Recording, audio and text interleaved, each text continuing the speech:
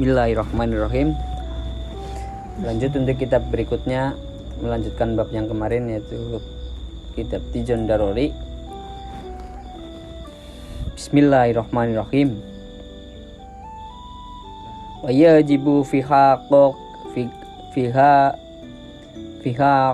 qohi ta'ala al-qidamu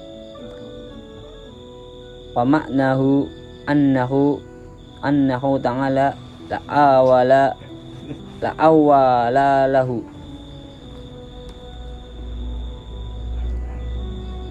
ay lam yasbiq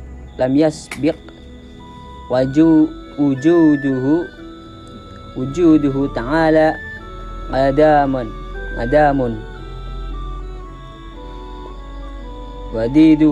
wadiduhul khuddusu ay al-wujudu ba'da adamin. Dan wajib pada hak Allah Ta'ala bersifat qidam. Maksudnya Allah Ta'ala tidak mempunyai permulaan, yakni keberadaan Allah Ta'ala tidak didahului dengan ketiadaan. Dan sifat lawannya adalah hudus atau baru, yakni keberadaannya dimulai dengan ketiadaan.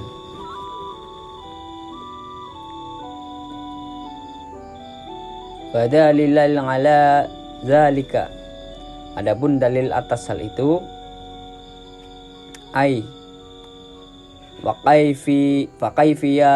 kaifiyatu iqamati dalili ala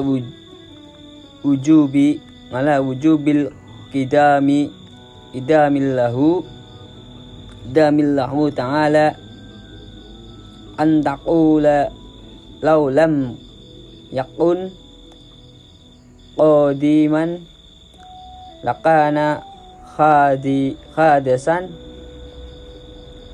idla wasitota bainahumma lakin qawnahu khadisan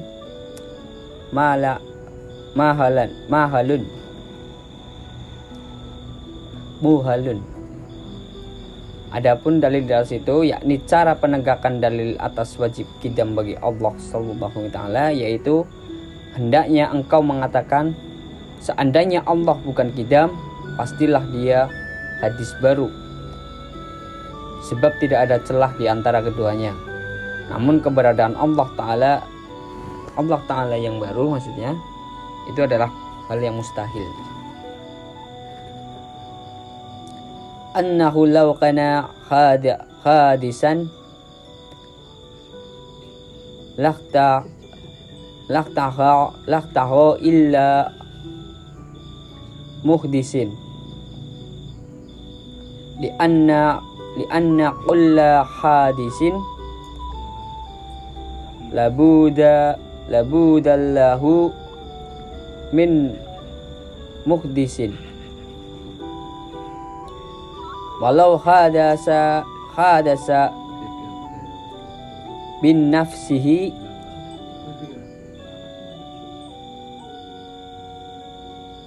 lazima istima'una qidoni wa hummal musawatu warujhanu, yaitu bahwa sungguh seandainya adanya Allah Subhanahu wa ta'ala itu baru, tentu dia membutuhkan zat yang menciptakan, karena sesungguhnya setiap yang baru pasti ada yang menciptakannya. Seandainya sesuatu itu ada dengan sendirinya, maka pasti terjadi berkumpul dua hal yang saling bertolak belakang, yaitu persamaan atau sama-sama menjadi Tuhan, dan unggulan atau Tuhan yang satu lebih unggul dari Tuhan yang lain. Wow. Dan lakin huwa ay juhu ta'ala illa muhdishin muhalun izlau akhtaha aidan falladhi madawru salsalu wa humma mukhallani ay la yumqinu wujuduhumma.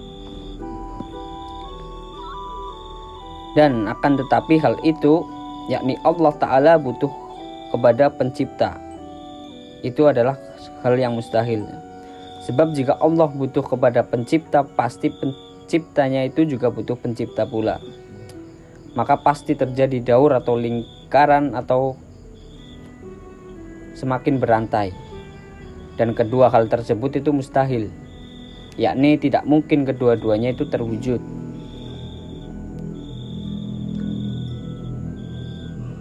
Wahaitu wajaballahu ta'ala al-qidamu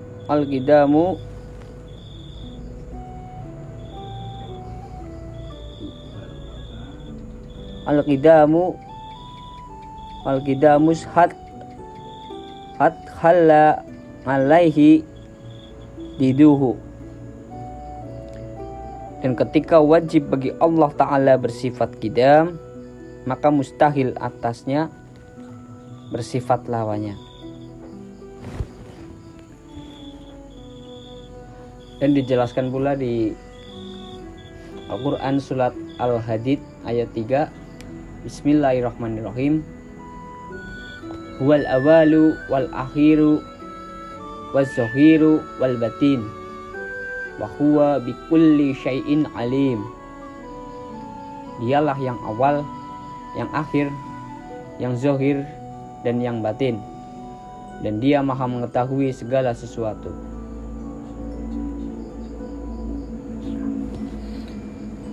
Jadi apabila kita mengamati seluruh apa yang ada di semesta ini, mulai hal yang terkecil sampai dengan yang terbesar, maka kita bisa mengetahui dengan yakin bahwa ternyata semua hal tersebut mempunyai awal mula kejadiannya.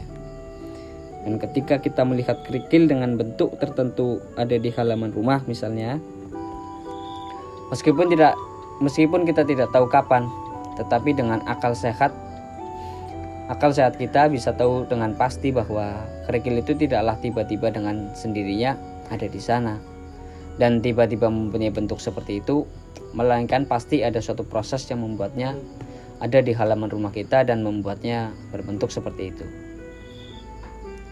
Ini adalah kesimpulan rasional yang tidak bisa ditolak.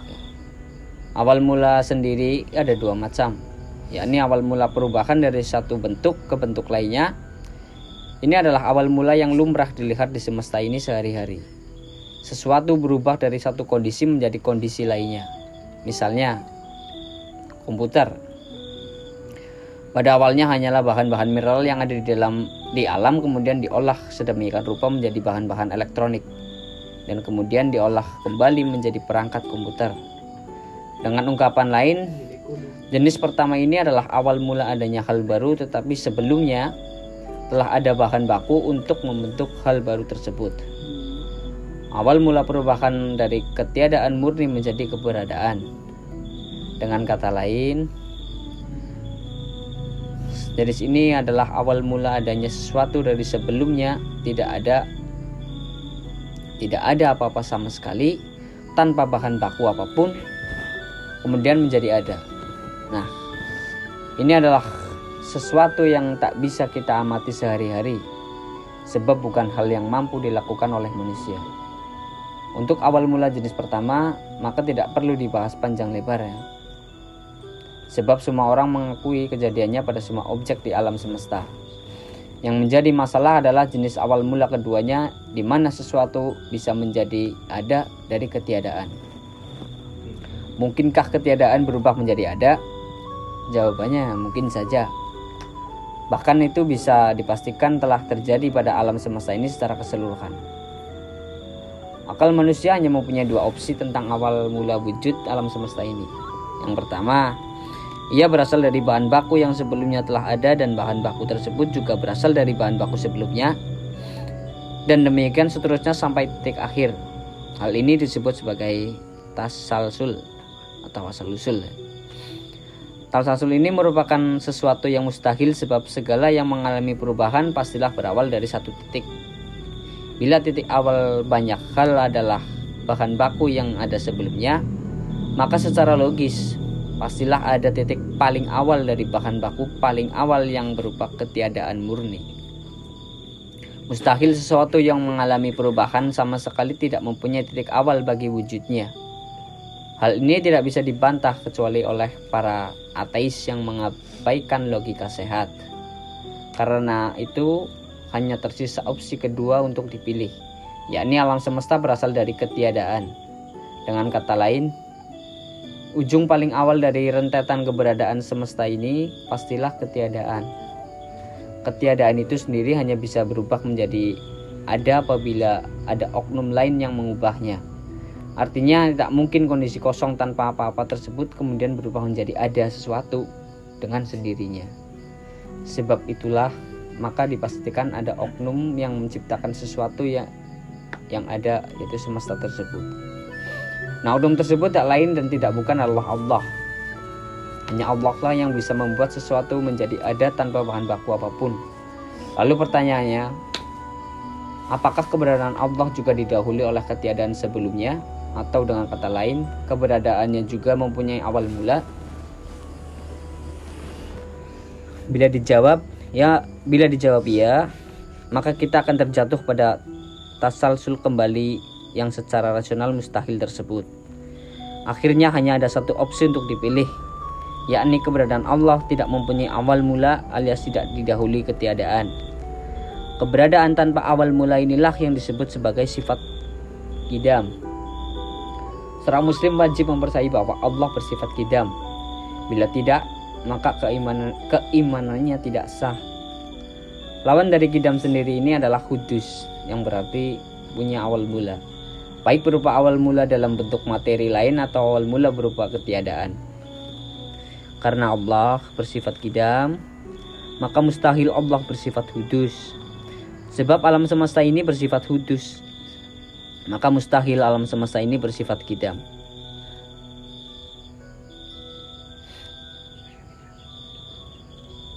Bahasan rumit tadi ya adalah argumen rasional dari para ulama Ahlus Sunnah wal Jamaah untuk berdialog dengan non muslim yang tidak mempercayai Al-Quran dan hadis, sehingga otomatis tidak mempercayai kenabian Nabi Muhammad SAW.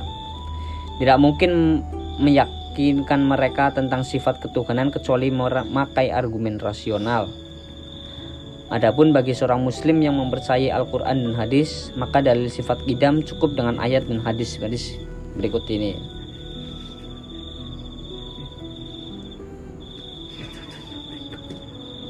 Wal awalu wal akhiru, dialah yang maha awal yang tidak didahului ketiadaan, dan maha akhir yang tidak diikuti ketiadaan.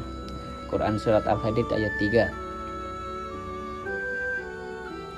Lam yalid wa lam yulad, dan dia tidak melahirkan sesuatu dan tidak pula dilahirkan atau berasal dari sesuatu. Quran surat Al-Ikhlas ayat 3. Kannallahu malam yakun sa'un khairuhu. Allah sudah ada dan tidak ada apapun selain dia. Ini dari hadis Bukhari wal Muslim. Adapun dalil nakli sifat hudus seluruh alam dalam Al-Quran dinyatakan amjuliqu min ghairi sya'in am hummal khaliquna am khalaqus samawati wal ardo bala yuqinun. Apakah mereka diciptakan tanpa berasal dari sesuatu pun yang menciptakan mereka, ataukah mereka yang menciptakan diri mereka sendiri, ataukah mereka telah menciptakan langit dan bumi itu?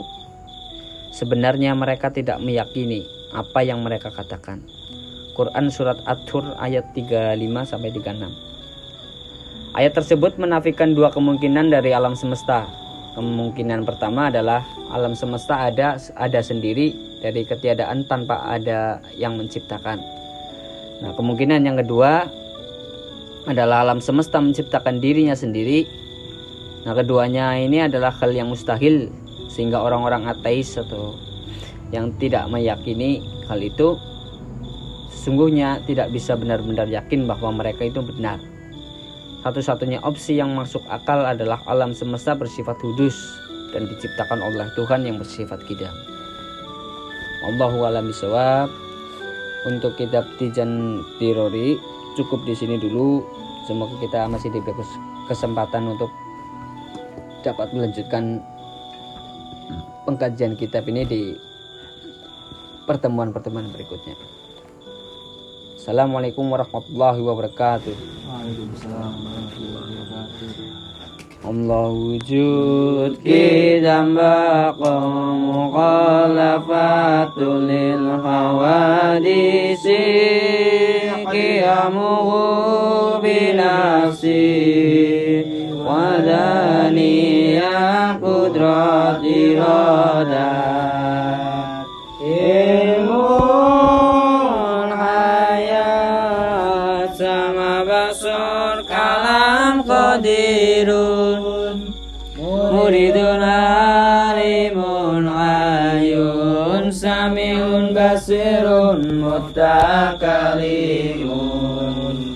Allahumma sholli ala sayyidina Muhammadin al-fatihi lima ulik wal khatimi lima saba'a nasiril haqqi bil haqq wal hadi ila siratikal mustaqim wa ala alihi haqqa qadrihi wa miqdarihi al-azim. Assalamualaikum warahmatullahi wabarakatuh. Waalaikumsalam warahmatullahi wabarakatuh.